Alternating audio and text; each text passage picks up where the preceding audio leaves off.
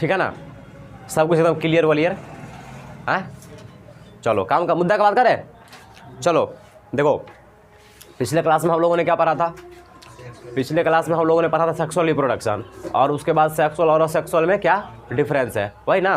तो देखो हमने इस चैप्टर की जर्नी कहाँ से शुरू की थी, एक बार फिर से इंट्रोडक्शन देते हुए आगे बढ़ते हैं।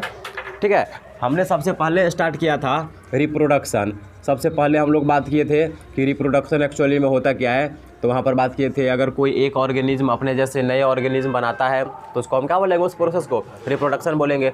फिर रिप्रोडक्शन का क्या फ़ायदा है, जैसे मैंने बताया था कि अगर कोई एक ऑर्गेनिज्म रिप्रोड्यूस नहीं कर रहा है तो कोई फ़र्क पड़ने वाला नहीं है। लेकिन अगर बहुत सारे मान लो कि पूरे के पूरे पॉपुलेशन अगर ये सोच ले, जितना भी ह्यूमन है दुनिया में, सब सोच ले कि हमको रिप्रोड्यूस नहीं करना है, तो क्या होगा, एक टाइम ऐसा आएगा कि धरती पर से ह्यूमन सिविलाइजेशन ख़त्म हो जाएगा। मतलब अगर पूरा का पूरा पॉपुलेशन सोच ले कि हमें रिप्रोड्यूस नहीं करना है तो धरती पर से पॉपुलेशन ख़त्म हो जाएगा, वो स्पीसीज ही ख़त्म हो जाएगा।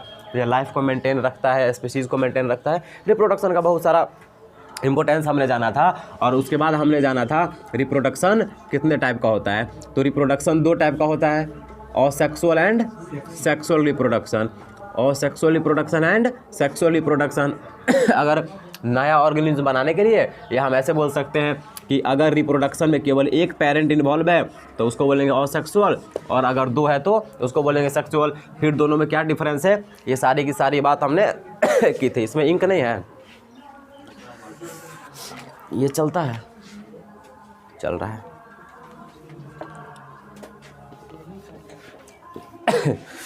आज हम ये सेक्सुअल रिप्रोडक्शन को आगे बढ़ाएंगे। देखो हमने असेक्सुअल भी पढ़ रखा है और सेक्सुअल भी पढ़ रखा है, दोनों में क्या डिफरेंस है ये भी पढ़ रखा है। देखो बट बात क्यों करता है जी, क्लास में आया तो पढ़ेगा ना चुपचाप, क्या हुआ।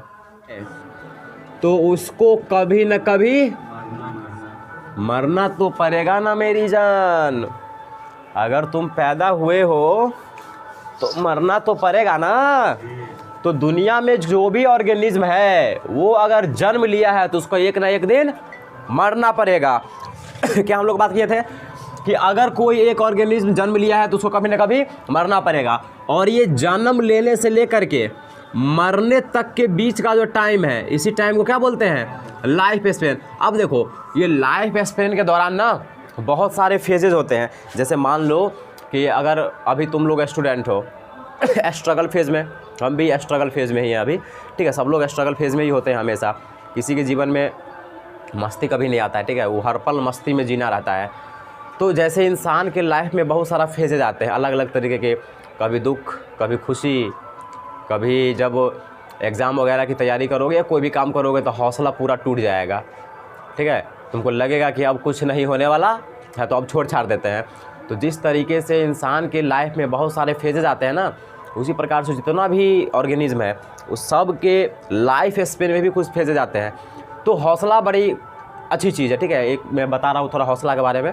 हौसला बहुत अच्छी चीज़ है, अगर हौसला नहीं रहेगा तो फिर क्या होगा, कुछ होने वाला नहीं है, ठीक है। हौसला किसी वैद्य से कम नहीं है, यह संकट के टाइम पर मेडिसिन देने का काम करता है।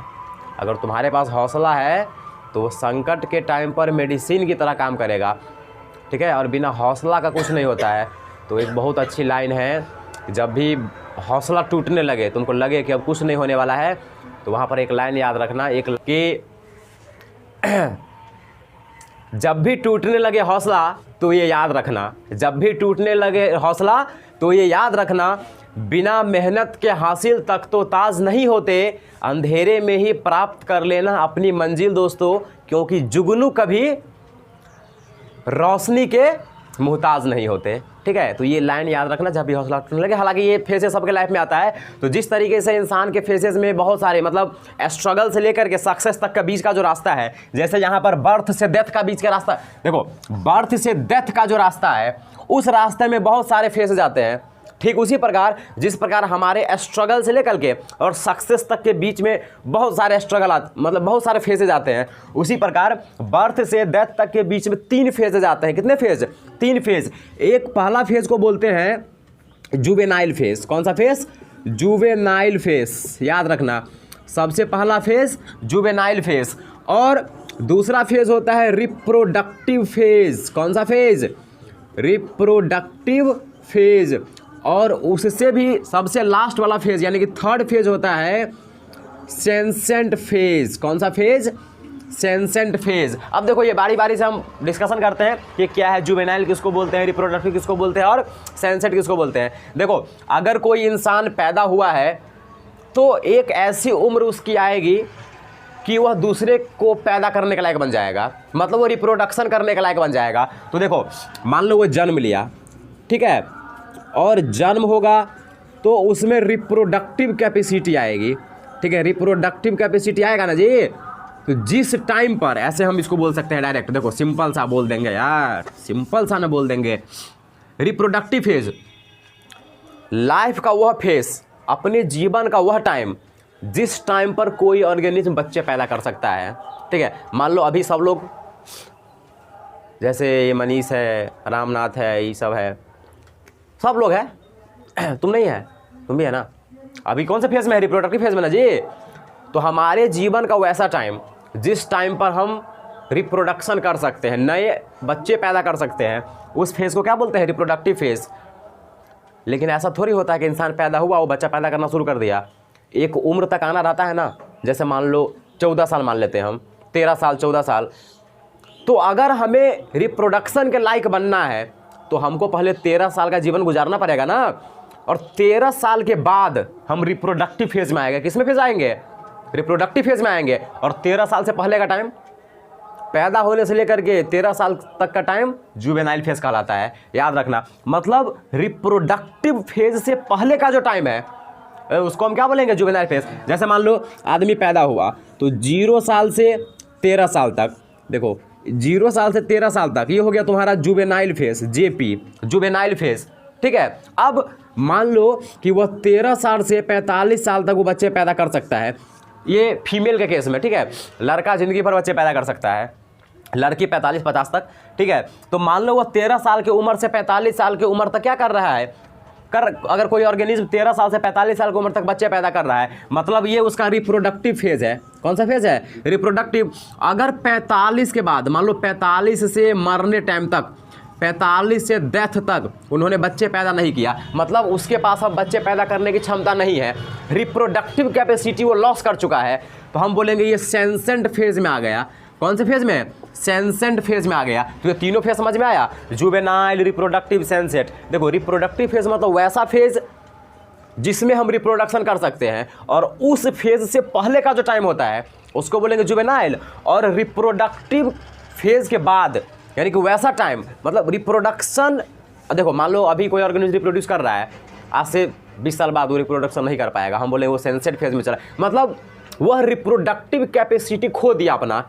एक टाइम ऐसा था कि वो रिप्रोडक्शन कर सकता था, लेकिन अब वो नहीं कर सकता है, ऐसा टाइम आ गया, हम बोलेंगे वो सेंसेंट फेज में है। तो देखो 0 साल से 13 साल तक लोग बच्चे पैदा नहीं करता है, तो वो रिप्रोडक्ट, लेकिन 13 साल से 45 साल तक करता है, तो 13 साल से 45 साल तक का टाइम तो हो गया रिप्रोडक्टिव फेज। और उससे पहले का जो टाइम है 0 से 13, वो तुम्हारा होगा जुवेनाइल फेज। और फिर 45 के बाद अगर वो बच्चे पैदा नहीं कर पा रहा है तो हम बोलेंगे वो सेंसेंट फेज में है। कौन से फेज में है? सेंसेंट। ये जो जुवेनाइल फेज है ना, इसको प्लांट में वेजिटेटिव फेज भी कहा जाता है, याद रखना है, वेजिटेटिव फेज भी कहा जाता है in the case of plants. तो इतना बात क्लियर हुआ? चलो तो बना headline, phases of life span. Phases of life span, phases of life span.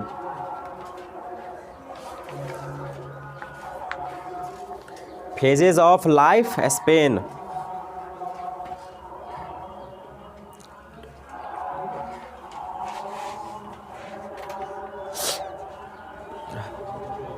Phases of life span. First number लिखो, कौन सा phase? Juvenile phase. First juvenile phase, first is juvenile phase. ये क्या हुआ जी? हाँ, और सहज महसूस कर रहे हो क्या? क्या बात? तो फाइन जमा करो जी, फाइन जमा करो। फाइन जमा करेगा कि मार खाएगा? सो कहो। नहीं, एब्सेंट क्यों था? चोट लग गया था? किस चीज़ से? बाइक चला रहा था, कपार फट गया था। अच्छा चलो मनीष जी का फाइन छोड़ दो। ए अतीश, बट फाइन जमा कर। किससे बात कराएगा? उसे पहले वाला जो 1 दिन का बाकी था बोला था कल दे देंगे, वो जमा कीजिए। 2 दिन का अभी वाला तुम्हारा माफ कर देता हूँ, 2 दिन वाला फाइन जमा करो, नहीं तो बहुत मारेंगे।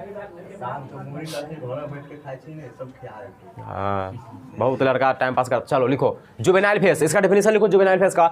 लिखो the time period from birth to reproductive phase. The time period from birth to reproductive phase. The time period from birth to reproductive phase is known as juvenile phase. is known as juvenile phase. is known as juvenile phase.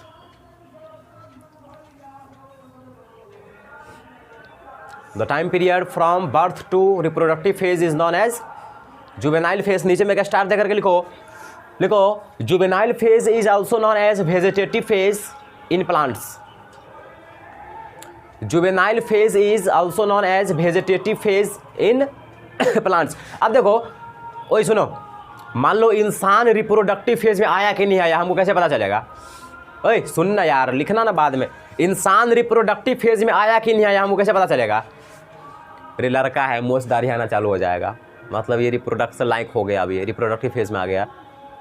कुछ changes आता है ना हमारे body में, जब reproductive हम like होते हैं तो रिप्रोडक्शन के लाइक होते हैं, मैच्योर होते हैं, प्यूबर्टी पर आते हैं, तो कुछ चेंजेज आता है ना हमारे बॉडी में, तो उससे हमको पता चल जाएगा कि चल भाई अब ये रिप्रोडक्शन कर सकता है।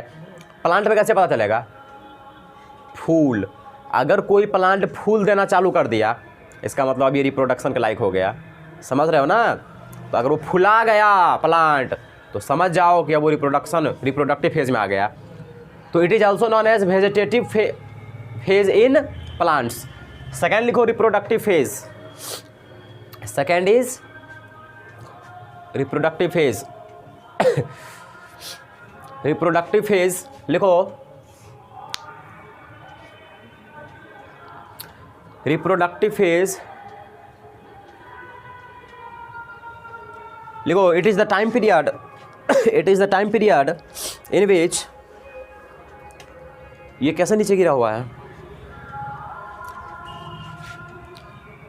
It is a time period in which an organism, it is a time period in which an organism can reproduce, an organism can reproduce sexually. It is a time period in which an organism can reproduce sexually. मतलब यह एक ऐसा time period है जीवन का जिसमें कोई organism sexually reproduce कर सकता है।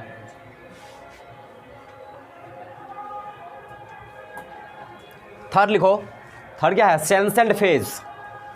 Third is senescent phase. जान की बैठे हैं मेरे सीने में। कहाँ पे झंडा का डीजे बज रहा है क्या? कब तक मेला है? वही पे करता है, 2 बजे छुट्टी होता है, 1 बजे से वहाँ चालू कर देगा वो नाच पार्टी सब।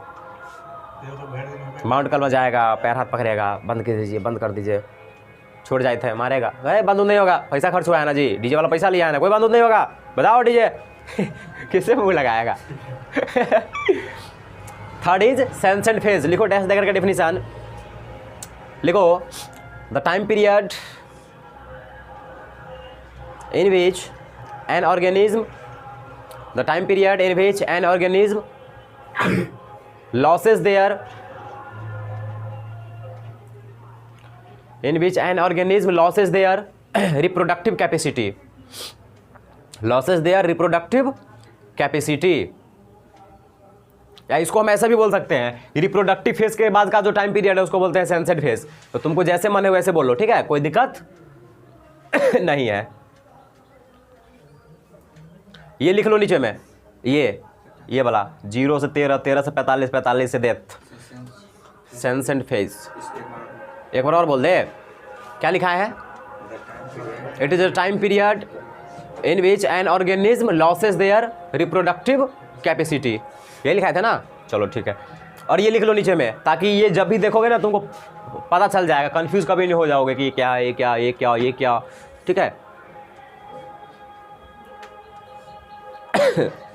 सर्दी खांसी नहीं ठीक हो रहा है, लगता है जाने का टाइम हो गया अब नहीं रहेंगे, अब हम आज जाना पड़ेगा, अब अंतिम टाइम है।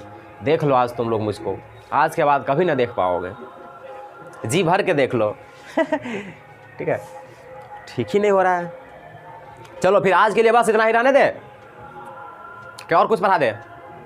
इतना ही नहीं याद होगा तुम लोगों से, स्कूल विद्यार्थी ना है तुम लोग जी, वज्र मूर्ख।